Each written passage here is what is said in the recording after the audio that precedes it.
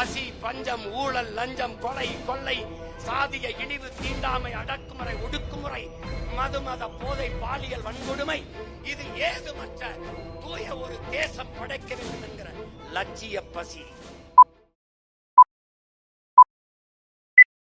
உன் நிலத்தில் உனக்கு என்ன இருக்கிறது என்று யோசித்துப்பார். படிக்க கல்வி வைத்திருக்கிறாயா? இல்லை. குடிக்க தூய நீர் வைத்திருக்கிறாயா? இல்லை. பார்க்க சரியான மருத்துவம் வைத்திருக்கிறாயா? இல்லை. பயணிக்க பாதை இருக்கிறதா? இல்லை. படித்தால் வேலை இருக்கிறதா? இல்லை. நீ சாப்பிடுகிற உணவு உணவுதானா? அதுவாவது உனக்கு தெரியுமா? இல்லை. நீ நஞ்சை உண்டு கொண்டிருக்கிறாய். நஞ்சை உண்டு கொண்டிருக்கிறாய். நீர் என்று விஷத்தை அருந்திக் கொண்டிருக்கிறாய். காற்றென்று கந்தக தூசியை சுவாசித்துக் கொண்டிருக்கிறாய். 100 மரணத்தில் 90 மரணம் புற்று. 3 வயது குழந்தைக்கு புற்று. காரணம், தாயின் பாலில் இருந்து வந்த தொற்று. தாய்ப்பால் எப்படி விஷமானது? அவள் உண்ட உணவு விஷமானது. யாருக்கு இதை பற்றி கவலை உண்டு? காடுகளை அழித்தால் நட்டு வளர்க்கலாம். நீரை உறிஞ்சி வித்தால் தேக்கி வைத்து விட்டு செத்து போகலாம். மணலை எப்படி உருவாக்குவாய்? இயற்கையின் அரும்பெரும் குடை, அதை எப்படி உருவாக்குவாய்? மழை இல்லாத நிலம், பாலைவனம். நீ படிக்கவில்லையா? கற்கவில்லையா? என்னத்தை படித்து கிழித்தாய்? உனக்கு மூளை என்ற உறுப்பு எதற்கு? மழை இல்லாத நிலம், பாலைவனம். மழை இல்லை என்றால் மழை பெற முடியாது என்கிற அறிவியல், உயிரியல், இயற்பியல், வேதியியல் உண்மை எதுவுமே தெரியாதா? உன்னால் உருவாக்க முடியாத ஒன்றை உனக்கு அளிக்கிற உரிமையை எவன் கொடுத்தது என்ற கேள்வி ஏன் உனக்கு எழவில்லை? மலையை வெட்டி விற்கிறவன், குவாரி வைத்திருக்கிறான், செல்வந்தன், சமூக மதிப்புள்ளவன். மண்ணள்ளி வித்தவன் மாபெரும் பணக்காரன், சமூக மதிப்புள்ளவன். இதை தடுக்க போராடுகிற நீயும் நானும் குற்றவாளிகள். ஜாபர் அலியும் ஜாகிர் ஹுசைனும் கொல்லப்படுகிறார்கள் இந்த நாட்டிலே. எதை நோக்கி போகிறதா இந்த நாடு? எதை நோக்கி போகிறது? சாராயத்தை அரசே விட்டுவிட்டு சட்டம் ஒழுங்கை பேசுவது போல ஒரு கேவலம் உலகத்தில் உண்டா?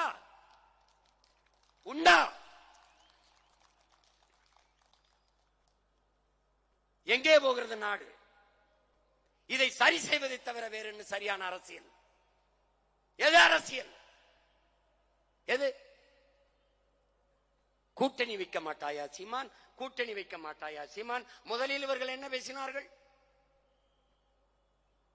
கூட்டணி வைக்கவில்லை என்றால் உங்கள் கூட வருகிற உங்களை நம்பி வர்ற பிள்ளைகள் சோர்ந்து விட மாட்டார்களா? விடமாட்டார்கள்.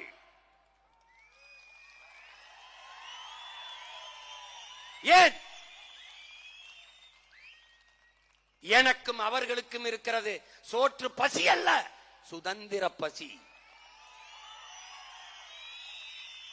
எனக்கும் அவர்களுக்கும் இருக்கிற பசி வயிற்று பசி அல்ல, வரலாற்றின் பசி.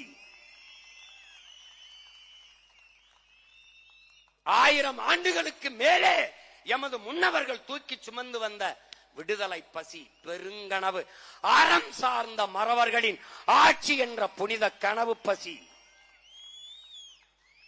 பசி, பஞ்சம், ஊழல், லஞ்சம், கொலை, கொள்ளை, சாதிய இழிவு, தீண்டாமை, அடக்குமுறை, ஒடுக்குமுறை, மத போதை, பாலியல் வன்கொடுமை, இது ஏதுமற்ற தூய ஒரு தேசம் படைக்க வேண்டும் என்கிற லட்சிய பசி. கூட்டணி இல்லாமல் எப்படி வெல்வாய் என்று கேட்கிற பெருமக்களே, கொள்கை இல்லாமல் எப்படி வெல்வாய் என்று ஒருமுறை கூட நீங்கள் கேட்காதது ஏன்? ஏன்? கூட்டணி வைத்தால் எல்லாம் செய்வது சரியாகி விடுமா? கூடி கொள்ளையடித்தால், கூடி கொலை செய்தால் சரியாகி விடுமா? மாற்று. எதிலிருந்து மாற்று? யாரிடமிருந்து மாற்று? எப்படிப்பட்ட மாற்று? மாற்று என்று வந்தவர்கள் எல்லாம் இந்த திமுக, அதிமுக, இந்த காங்கிரஸ், பிஜேபியோட கூட்டணி வைத்து வைத்து வைத்து ஏமாற்றாக போனதுதான் மிச்சம். என் நிலத்தின் உரிமை என்ன இருக்கிறது? கல்வி, மானுட உரிமை, மாநில உரிமை பறித்து கொண்டு போனது யார்? காங்கிரஸ், அம்மையார் இந்திரா காந்தி. கொண்டு போகும்போது வேடிக்கை பார்த்தது யார்? இதே திமுக. கச்சத்தீவு பறித்தது எடுத்து கொடுத்தது காங்கிரஸ். ஆட்சியில் இருந்து வேடிக்கை பார்த்தது இதே திமுக. பறித்தவன் பறி கொடுத்தவன். எப்படி? அவன் எதிரி, இவன் துரோகி. இதை வேடிக்கை பாட்டு நின்றவன் யார்? இந்த கட்சிகள் தான். சிஏஏ அவர்தான், என்ஐஏ அவர்கள் தான், நீட்டியது அவர்கள் தான், ஜிஎஸ்டி அவர்கள் தான், கூட இருந்து கும்மி அடித்தது இவர்கள் தான். என்னடா மாற்றம்? அங்கும் ஊழல், இங்கும் ஊழல், அங்கும் லஞ்சம், இங்கும் லஞ்சம், அங்கேயும் பஞ்சம், இங்கேயும் பஞ்சம், அங்கேயும் திருட்டு, இங்கேயும் திருட்டு, அங்கேயும் இருட்டு, இங்கேயும் இருட்டு. வேற என்ன? அங்கேயும் சாராயம், இங்கேயும் சாராயம். என்ன மாற்று? திமுகவுக்கு என்ன மாற்று? அங்கே கொடியில் அண்ணா இருப்பார், இங்க அதுவும் இருக்க மாட்டார். அவ்வளவுதான். அவர்கள் ஆட்சியில் 60 ரூபாய் கமிஷன், இவர்கள் ஆட்சிக்கு வந்தா கூட 40 ரூபாய் சேர்த்து 40 ரூபாய் கமிஷன். அது கார்டு அண்ட் ரேட், இது ஃபார்மாலிட்டிஸ். இதானடா பார்ட்டி சேஞ்ச். பாரதிய ஜனதா காங்கிரஸ் வேறுபாடு, ஒரே ஒரு கொள்கையில் மாறுபாடு. நீட்டை கொண்டு வந்தது காங்கிரஸ், செயல்படுத்தியது பாரதிய ஜனதா. என்ஐஏ கொண்டு வந்தது காங்கிரஸ், செயல்படுத்தியது பாரதிய ஜனதா. என்ஆர்சியை கொண்டு வந்தது காங்கிரஸ், செயல்படுத்தியது பாரதிய ஜனதா. அவர்கள் பெற்று பேர் வைத்தார்கள், இவர் ஹார்லிக்ஸ் போன்விட்டா கொடுத்து வளர்க்கிறார். அவ்வளவுதான். அவ்வளவுதான். என் உடன் பிறந்தானே. என்ன செய்வாய்? திமுக அதிமுகவில் என்ன வேறுபாடு கண்டாய்? என்ன வேறுபாடு கண்டாய்?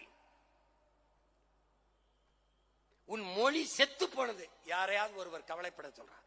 சாலையில் நீ பயணிக்கிறாயே என் உடன் பிறந்தவனே, தமிழ் தாயின் பிள்ளையே, நீ இருபக்கமும் சாலையில் பயணிக்கும் போது கடையில் இருக்கிற விளம்பர பலகையை படி. உனக்கு கோபம் வந்தால் என் கையை இறுக பிடி, என் கையை இறுக பிடி. இதில் கோபமே வரவில்லை என்றால் சற்று தள்ளி நில்லுங்கள். கோபம் வந்தால் தயவு செய்து எங்களோடு வந்து நில்லுங்கள். படித்து பார், ஒரு இடத்திலேயாவது உன் தாய்மொழி இருக்கிறதா என்று. உன் கண்முன்னே உன் தாய் சிதைத்து அழிக்கப்பட்டு விட்டாளடா, அழிக்கப்பட்டு விட்டாள். உன் கண்முன்னே உன் இனம் கொன்றொழிக்கப்பட்டு விட்டது. உன்னால் ஒன்றும் செய்ய முடியவில்லை. உன் கண்முன்னே உன் வளங்கள் களவு போய் கொண்டிருக்கிறது. நாளெல்லாம் பொழுதெல்லாம் எங்கள் செல்வம் கொள்ளை கொண்டு போகவோ, நாங்கள் இங்கு சாகவோ, அழுது கொண்டு இருப்போமோ, ஆண் பிள்ளைகள் அல்லமோ, உயிர் வெல்லமோ என்று பாடு நான் பாட்டன் பாரதி. போய்விட்டது உன் செல்வங்கள். அவன் அடிமை இந்தியாவில் பாடினானடா, நீ விடுதலை பெற்ற இந்தியாவில் இருக்கிறாய். தர்மமே வெல்லும் எனும் சான்றோர் சொல் பொய்யாமோ, கர்ம விளைவுகள் யாம் கன்றதெல்லாம் போதாதோ என்று கதறினான். எங்கடா தர்மம் இருக்கிறது? எங்கே இருக்கிறது என் உடன் பிறந்தவனே? இந்த அரசியலை செய்யவா நீனும் நானும் பிறந்தோ?